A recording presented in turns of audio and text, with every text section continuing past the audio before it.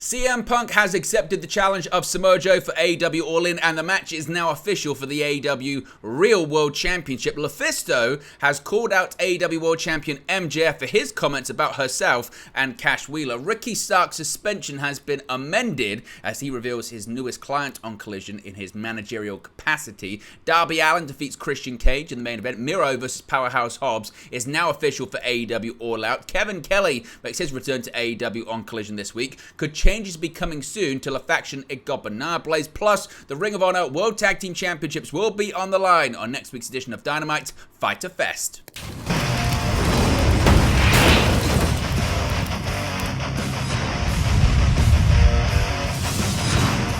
Hey guys, welcome back to Wrestling News 365. Hope everyone is doing very well. As always, there are plenty of news stories to get into in the world of All Elite Wrestling. Let's start off talking about CM Punk versus Samoa Joe. It's now official. CM Punk and Samoa Joe are officially set to bring their long and storied rivalry to the biggest stage it's ever played. Saturday night's episode of AEW Collision on TNT opened with the Ring of Honor World Television Champion heading to the ring, presumably for a match. However, his opponent, a masked wrestler identified only as the Golden Vampire, attacked Joe during his entrance.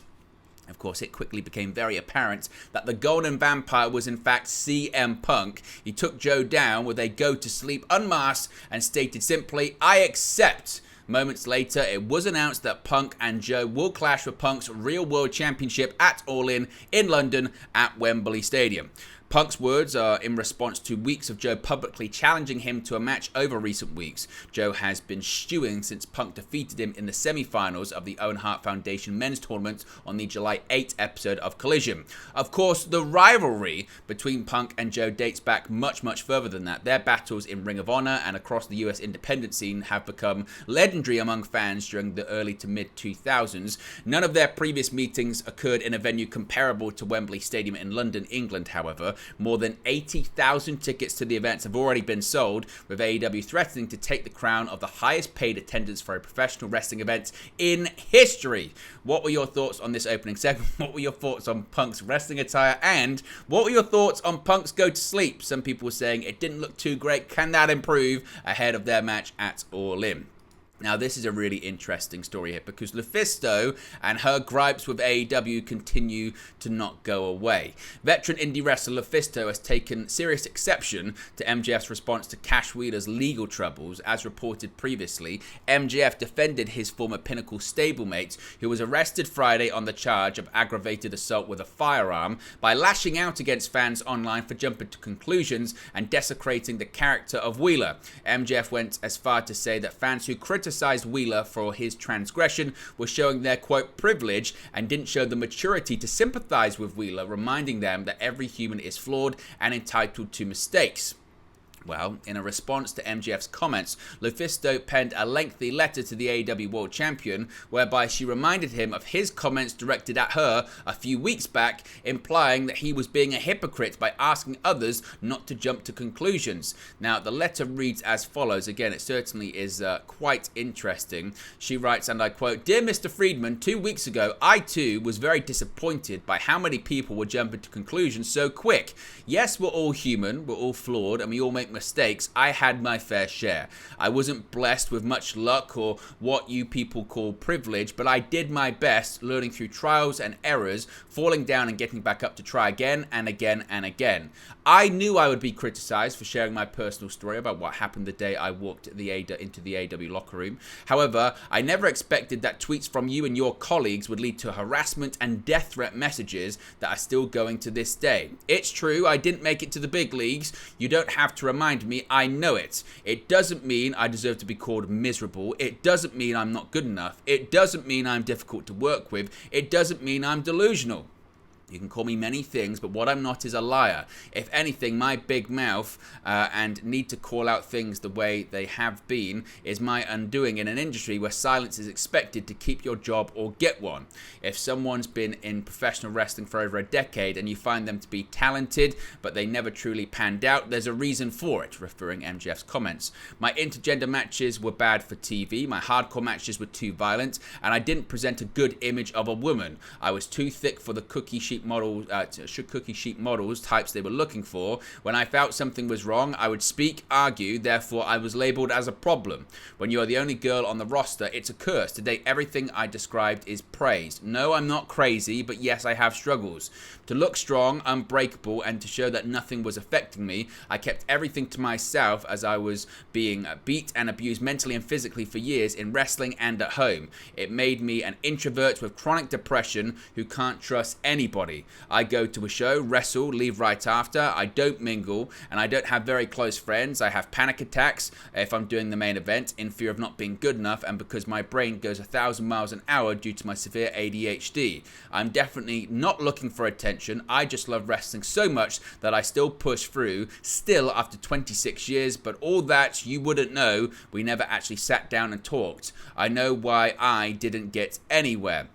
It continues. And today, while I'm too old, it's not about being brave or not. I'm brutally honest and stubbornly refuse to abandon my principles, even if it leads to my downfall. It's just the way I am. And guess what? People of the industry still don't like people like me nowadays. Why would they let me in, the old bitter broad who doesn't understand? I had my ups and downs with many, but you know what? I'm an effing good person who dedicated her entire life to wrestling, even if it never loved me back as much as I did. I always do my best to give my opponents a good experience and a match they can be proud of. I'm definitely not, quote, trying to hurt hard-working, talented people on my way down to obscurity.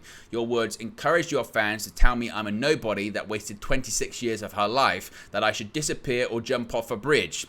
You and I met maybe 2-3 times. There was never more than a hello, nice to see you, how are you? Yet you felt the need to belittle me as much as you could to cover up for the attitude of your colleagues, as if I was absolutely worthless. Nothing. And for what? Because of all the harassment and threats I received following your message, I made the decision to stay home last weekend, not wanting to be a burden on my first day at Blitzkrieg Pro or Beyond Wrestling, who had been so good to me. Your $1,000,000-something contract, you probably don't care if you miss a day or two of work. You'll probably go on for you and your friend, and it will be cool as hell to see FTR versus the Young Bucks in front of 80K. However, for this indie lifer, even if I do have a good shoot job, losing bookings can be the difference between being able to live comfortably enough and scratching the bottom of my pockets to pay the mortgage. Words have consequences. Judging someone without knowing their story has consequences. The support you show your friend Cash is admirable. You know him, so you might know why. I work for a detention facility, so I'm aware that such actions are way too complicated to comprehend quickly. There are many factors to take into consideration before judging the human involved and situation. I really wish you would have shown the same grace and common courtesy towards me, especially since you and I don't even really know each other. Maybe the next time it happens to someone else you will, or not. Sorry, not sorry. Jen Goulet, LuFisto. So what are your thoughts on LuFisto's comments there? Do you agree with what she said? Was MJF being a hypocrite, or is this just a case of LuFisto still being bitter for what happened regarding her speaking out about the AEW Women's Division? Now, Ricky Starks, a bit of an update on him and his suspension, because actually the amount of days he was suspended for has been changed because seemingly AEW got their maths wrong on this one. Now, on Collision from Lexington, Kentucky, Ricky Starks was interviewed by Tony Schiavone, and they revealed that an error was made when Starks' suspension was originally announced. Instead of 30 days, Starks is only suspended for 28 days. During the interview, Starks reiterated that he planned on bringing big things in the next few weeks as a manager. Following the interview, Starks made his debut as a manager. The rising superstar was in the corner of Big Bill, who was competing against Derek Neal. The match was very short and very one-sided, with Big Bill capturing the victory. Following the match, Starks promptly entered the ring and attacked Neal. Of note, Starks used the exact same belt that he hit Ricky the Dragon Steamboat with 2 weeks ago on the August 5th edition of AEW Collision that actually prompted the suspension that was announced just last week. Whether Starks will be in the corner of any other wrestlers or will continue to manage Big Bill remains to be seen, but 28 days does mean most likely he can compete at All Out, which again is something worth pointing out. Like I mentioned, it looks like AEW got their maths wrong initially when they said 30 days.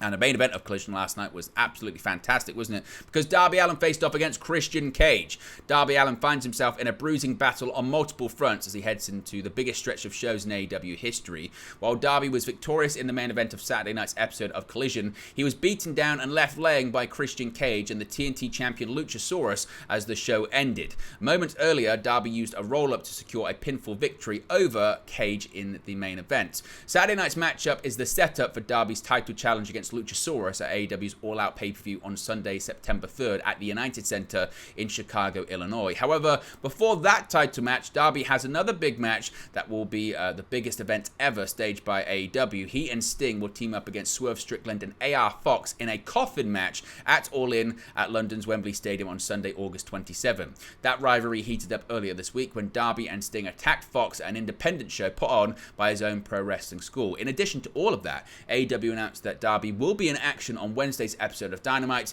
He'll join forces with 18-year-old Nick Wayne to take on Strickland and AR Fox ahead of AEW All In next weekend. Speaking of All Out, a match has now been announced for the show, only 2 so far as of the time of this recording. Powerhouse Hobbs has gotten his wish. He'll now face Miro at AEW All Out on September 3rd, only a week after AEW is at Wembley Stadium in London for All In. During this Saturday's episode of Collision, Miro accepted Hobbs' challenge after Hobbs' match against Kevin Koo. Miro was blunt during his promo against the former TNT champion, stating at one point that he would piss on his cold dead body and he could call him his god. Both men have yet to cross paths in the ring. It was on the August 12 episode of Collision when Hobbs called out the Redeemer because he was on the next chapter of the Book of Hobbs, the Redemption chapter to be exact. Miro did end up coming to the ring, but he was attacked by some of Hobbs' former associates, Nick Comoroto and Aaron Solo. While Miro was busy with them, Hobbs laid him out on the ring and put the Book of Hobbs on his chest. While Hobbs wrestled on this week's episode, Miro was last in the ring on the July 22nd episode of Collision, where he defeated Comoroto in less than 2 minutes. He also wrestled on the debut episode of Collision, as well as the June 29 episode. Before those matches on Collision, Miro hadn't stepped in the ring since last year's AEW All Out pay-per-view, where he, Sting, and Darby Allin defeated the current AEW World Trios champions, the House of Black. What are your thoughts on the build, or the lack thereof, when it comes to All Out, and what other matches do you think could take place at the pay-per-view in Chicago? Kevin Kelly was back on AEW television last night now that the G1 Climax tournament has finished. While Kevin Kelly was otherwise occupied in Japan on commentary for New Japan Pro Wrestling and the G1 Climax tournament, his slot on commentary was filled by Ian Riccaboni. But since the G1 Climax is over, won by Tetsuya Naito for the 3rd time, in case you're wondering, now a Collision duo was reunited. This week on AEW Collision, Kevin Kelly was back in action on commentary, rejoining Nigel McGuinness in a 2-man booth for the show. Obviously, eventually they would be joined by Jim Ross, as is the case with Jim Ross featuring in most of the main events now when it comes to AEW Collision. But Kevin Kelly is back. Now, we could see some changes coming to La Faction Ingobernables in the future. AEW Collision last night featured a vignette setting Mexico, featuring one faction in a cliffhanger, quote, to be continued segment. On last night's episode of Collision, a pre-taped segment added more detail to a recent appearance by Jose the Assistant and Preston Vance alongside Roosh at a AAA event to set the stage for a possible change in the faction's lineup soon. A vignette showed that Roosh demanded for Jose and Vance to come to Mexico to accompany him. With Preston Vance being greeted upon arrival by Dralistico, the pair partied in Mexico before the night took a seemingly dark turn. Preston Vance was shown partying with Dralistico before being captured by masked men all in black who shoved them in an unmarked van as Jose the Assistant watched on. The video seemed to suggest that Roosh hasn't been happy with the performances of Vance and Dralistico as members of LFI, and things need to change. Roosh has been absent from AEW TV for a while, but CM Punk had called him a collider ahead of his return to suggest that Roosh is going to play a big part on the brand moving forward. Finally, even though Aussie Open are going to be defending their Ring of Honor World Tag Team Championships in the 0-hour pre-show of All In, it might not be Aussie Open that faces off against MJF and AEW World Championship contender Adam Cole. Following last night's successful Ring of Honor World Tag Team title defense against Ethan Page and Isaiah Cassidy on Rampage, the Hard Hardys challenged to the reigning title holders Aussie Open to a championship match. Last night on Collision, the match was made official. The tag team title bout will take place on the August 23rd edition of AEW Dynamite from Duluth, Georgia. The match takes place, as I mentioned, only 4 days before Aussie Open are scheduled to defend their championships against the team of AEW World Champion MJF and Adam Cole in Wembley Stadium during the 0-hour pre-show that takes place just prior to AEW All In, where the tag title challengers will face off in the main event for the AEW World Championship. Aussie Open have been champions since capturing the titles for the first time in a 4-way match at the Ring of Honor Death Before Dishonor event on July 21st. During that time, they have successfully defended their championships 3 times and also secured a non-title victory. The Hardys, of course, are one of the most successful tag teams in professional wrestling history, having captured the WWF World Tag Team Championship 6 times, as well as the Raw and SmackDown Tag Team titles 1 time. They've also held WCW, TNA, Impact World Tag Team Championships, pretty much every tag team championship you can think of, apart from the AEW World Tag Team titles. If the Hardys are able to secure a victory on AEW Dynamite, they will become the Ring of Honor World Tag Team Champions for a 2nd time. Their first reign began in March 2017 and lasted less than a month. So there you go, guys. This is the latest AEW news for you. Be sure to smash a like on the like button. Be sure to subscribe, bottom right-hand corner. As always, let me know your thoughts in the comment section below, and I'll speak to you again very, very soon. Hey guys, thank you for watching, listening, streaming, or however you come across this video today. Be sure to click on the video on the right there to watch our next video, or click the bottom there to subscribe, or the bottom right hand corner. Thank you very much, and I'll speak to you again very soon.